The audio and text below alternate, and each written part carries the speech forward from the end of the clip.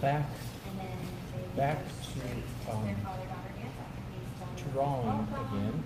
This time,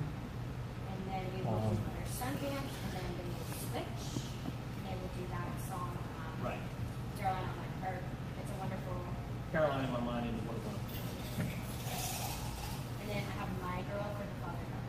Right. Okay. We're doing that first Yes. before the mother son, right? Okay, so he's gonna talk, and then when he's done with his father daughter, It'll be go right like into the father son. Right.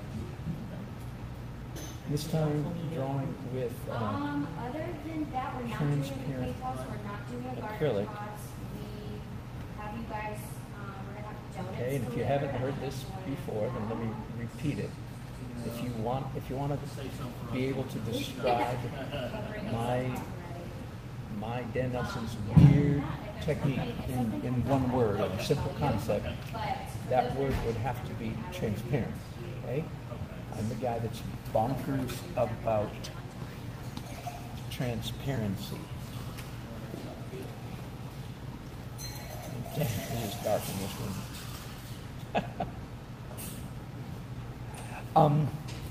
I'm bonkers about transparency. Long story,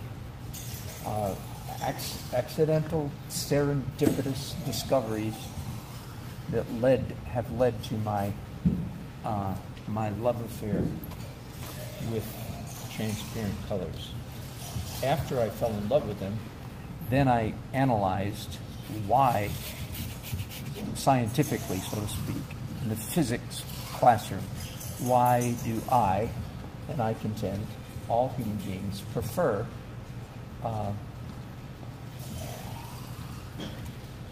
why do all human beings prefer transparent colors over opaque? And in a word, the answer is complexity, or a better word would be richness, rich complexity. That's why we like, that is why we like transparent colors. Our eyes are attracted. Let me give you a couple. Somebody listening to me is arguing with me, and you're saying, If you're arguing with me, let me take the liberty of mocking you. Such a nice guy. Nice guy that I am. Sure, disagree with me, but I'm going to knock that heck out of you. Being the nice guy that I am. Okay, no. Okay, so here's what I mean. But not what I mean. Let me give you a couple of examples. 4-year-old kid walking down the beach with his mother or auntie, either one, right? Holding the hand. 4 or 5-year-old kid passing shell after shell after shell. Comes up on 2 shells. One is opaque and the other is transparent. Okay, there are very few transparent. Could be beach glass, of course. Very few transparent shells. So let's just say translucent, okay? 2 shells. 5-year-old, innocent 5-year-old kid. Translucent versus opaque. All things being equal, the kid's going to reach down and pick up which. And unless you're trying to just argue for the sake of arguing, you know good and well, his eye is going to be drawn to the more visually compelling of the two, which is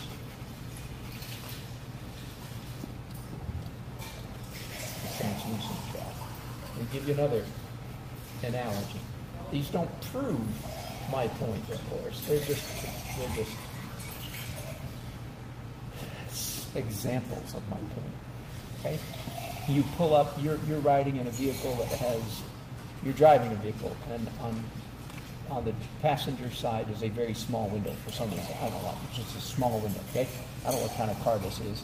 Maybe it's a Brinks armored car, and the window on the passenger side is really small. Anyway, the point being, you can only see a small area. So you can't see what kind of car pulls up beside you at the stoplight. All you can tell is that a car pulls up beside you.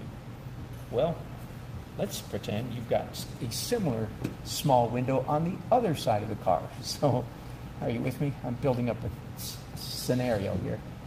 You've got a small window on each side of your car. On one side, you can't tell this, but on one side of your car pulls up a Rolls Royce. But you can't see it's a Rolls Royce. All you can see is this much of the paint job. Are you with me? You can only see that much of the paint job. And let's imagine that it's a white-ish colored Rolls Royce. Okay?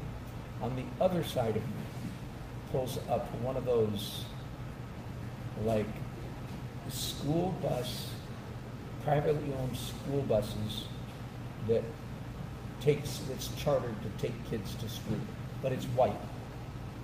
If you catch my drift. On one side pulls up a white Rolls Royce, on the other side pulls up a white school bus. But you can't tell it's a school bus, and you can't tell it's a Rolls Royce. All you can see is this much of the paint job. A wall of white paint and a wall of white paint. One of those vehicles, if you glance at it with any attention whatsoever, one of those white vehicles is going to rivet your attention. You're going to do, again, if you're paying any visual, if you're a visually sensitive person, you're going to go, oh, yo, yo, yo, yo.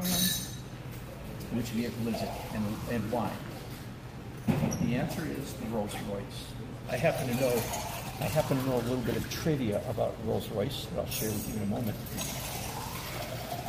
The reason your eye goes boing, boing, boing, boing, at the Rolls Royce and not at the school bus is because the school bus was painted as a matter of practicality. Just paint the dang bus already. No, we don't need anything fancy. We just need the bus painted. Are you with me?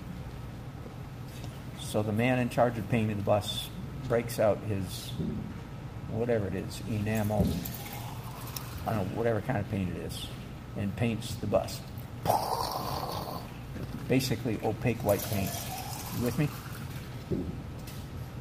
Not so the Rolls Royce, right?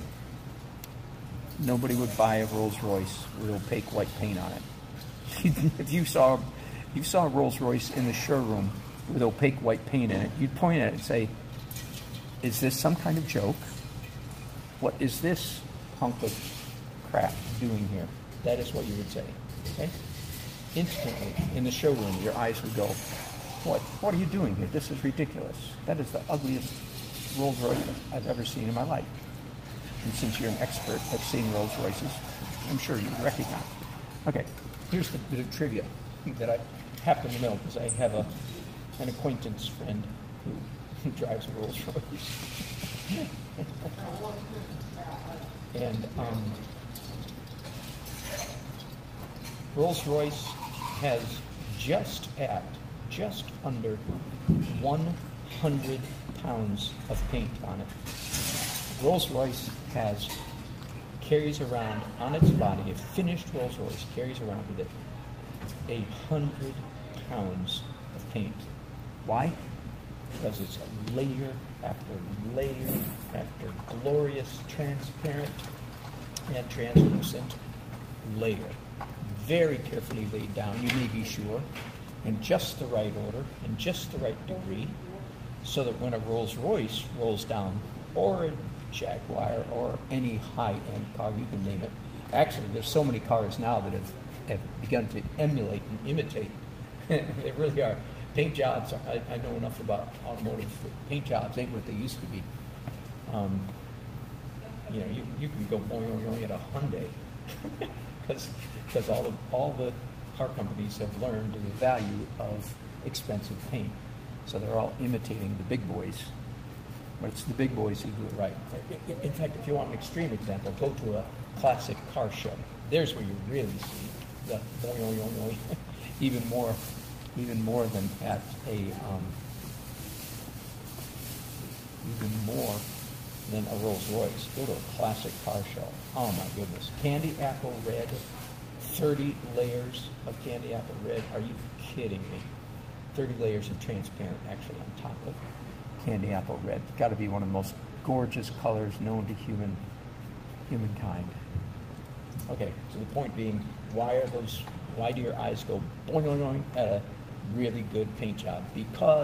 Precisely because it's transparent. Translucent, transparent, and it's rich. In I diagram this very often. Obviously I'm not gonna diagram it today, but transparent colors are a BRT times 2, or BRT squared color. Opaque colors are 1B, one box. 1B versus BRT times 2. That's, in my opinion, transparent colors are roughly 6 times more complex, 6 times more complicated and rich than opaque colors. Now, since I've gotten this far in, let me explain. Does that mean therefore that all the colors in your finished painting ought to be transparent? The answer is an emphatic no. No, there should be a mixture of transparent and opaque. Why? Can you handle any more information? The answer is because the principle of variety, as important as BRT2 compared to 1B, as important as that is, the principle of variety trumps the principle of BRT2 versus BRT. Okay? So to have a painting that has some opaque and some transparent colors, both combination, is actually more important than just having a painting that just has all transparent. So there you go. That was quite the lecture, wasn't it? Are you worn out? Dang, I am. I promise not to go quite so deep all the time. I try to reserve my deepnesses for periodic episodes.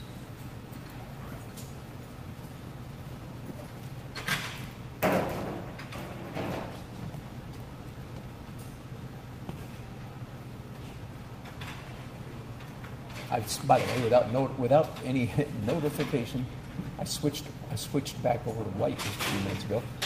Didn't tell anybody. So the name of this episode is labeled, again, slightly wrong, as many of mine are, because I'll label it one thing and then end up doing 2 different things or 3 different things in that one episode. So this episode is now dark details and acrylics, and more white. I always like this stage of my painting process. I'm going to do something unusual right now, mixing up some opaque yellow. Make that a little bit more orange. So I do this occasionally. It's not common, but it's periodic. So the I see a place where I absolutely need some opaque orange going right here. Right here on that candelabra. Since I've got this wonderful translucent stuff on my brush, let me go ahead and just use it. It's a wonderful shortcut.